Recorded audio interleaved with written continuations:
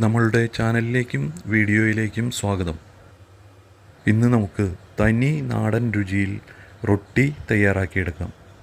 ഇതിനുവേണ്ടി 3 ഗ്ലാസ് അരിപ്പൊടി, ചെറിയുള്ളി 4 എണ്ണം, അര ടീസ്പൂൺ ജീരകം, 1/4 ഗ്ലാസ് തിളച്ച വെള്ളം, ഇതിലേക്ക് 1/4 ടീസ്പൂൺ കല്ലുപ്പ് ചേർത്ത് ഇളക്കി വയ്ക്കുക. അരമുറി നാളികേരം ചെരുകിയതിൻ്റെ പകുതി, അതായത് 1/4 മുറി നാളികേരം. ആദ്യമായി ചെറിയുള്ളി 3 എണ്ണം ചതച്ച് ചേർക്കുക. ഇനി അര ടീസ്പൂൺ ജീരകം ചേർക്കുക. ഇതിലേക്ക് അരമുറി നാളികേരം ചെരുകിയതിൽ പകുതി ചേർക്കുക, അതായത് 1/4 മുറി നാളികേരം മതിയാകും. ഇനി അരിപ്പൊടിയിൽ ചേരുവകൾ കുഴച്ച് ചേർക്കുക. ഇതിലേക്ക് കല്ലുപ്പ് ചേർത്ത തിളച്ച വെള്ളം കൈ പൊള്ളാതെ ഒഴിച്ചു ചേർത്ത് നന്നായി കുഴച്ച് അരിപ്പൊടി പാകമാക്കിയെടുക്കുക. നാടൻ രുചി വരണമെങ്കിൽ കല്ലുപ്പ് വെള്ളത്തിൽ ചേർത്തു തന്നെ ഉപയോഗിക്കണം.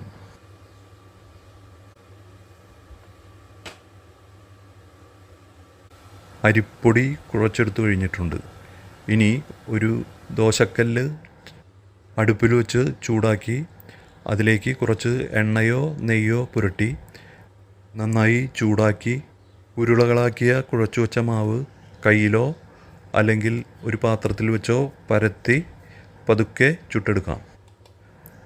തീ ഏറ്റവും കുറച്ച് വയ്ക്കണം, അതായത് സിം മോഡിലാക്കണം. ഈ റൊട്ടികൾ ഞാൻ അത്ര ഷേപ്പിലൊന്നുമല്ല ഉണ്ടാക്കിയിട്ടുള്ളത്. നിങ്ങൾക്ക് ആവശ്യമാണെങ്കിൽ ഒരു പാത്രം ഉപയോഗിച്ച് കട്ട് ചെയ്ത് കൃത്യമായി വട്ടത്തിൽ മുറിച്ചെടുക്കാവുന്നതാണ്. ഈ റൊട്ടി തിരിച്ചും മറിച്ചും ഇട്ട് നന്നായി മുരിച്ച് എടുക്കണം.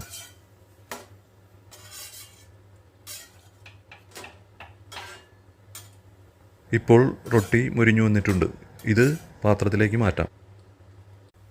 ബാക്കിയുള്ള റൊട്ടികളും ഇതുപോലെ മുരിച്ച് എടുക്കാം. പാൽ ചായയോടൊപ്പം കഴിക്കുവാൻ ഏറ്റവും രുചികരമാണ് ഈ റൊട്ടികൾ. കൂടാതെ പഴത്തോടൊപ്പം കഴിക്കുന്നതിനും വളരെ രുചികരമാണ്. അതുപോലെ തന്നെ നാളികേരപ്പാൽ, പശുവിൻ പാൽ എന്നിവയിൽ പഞ്ചസാര ചേർത്ത് വളരെ രുചികരമായി ഇതോടൊപ്പം ഉപയോഗിക്കാവുന്നതാണ്.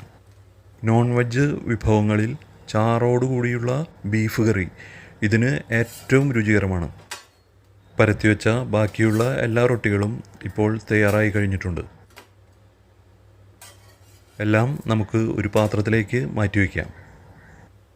തനി നാടൻ രീതിയിലുള്ള ഇത്തരത്തിലുള്ള പാചക രീതികൾ നിങ്ങൾ പരീക്ഷിച്ചു നോക്കണം. ഫാസ്റ്റ് ഫുഡുകൾക്ക് പിന്നാലെ പോകുന്ന ഇപ്പോഴത്തെ പുതിയ തലമുറ നാടൻ രുചികളിലേക്ക് തിരിച്ചു വരേണ്ടതുണ്ട്. എല്ലാവരും ഇത് പരീക്ഷിച്ചു നോക്കുമല്ലോ. വീഡിയോ കണ്ടതിന് നന്ദി. എല്ലാവരും വീഡിയോ ഇഷ്ടപ്പെട്ടെങ്കിൽ സബ്സ്ക്രൈബ് ചെയ്യാനും ലൈക്ക് ചെയ്യാനും ഷെയർ ചെയ്തു കൊടുക്കാനും മറക്കരുത്. ഇനി അടുത്ത വീഡിയോയിൽ കാണാം. എല്ലാവർക്കും നമസ്കാരം.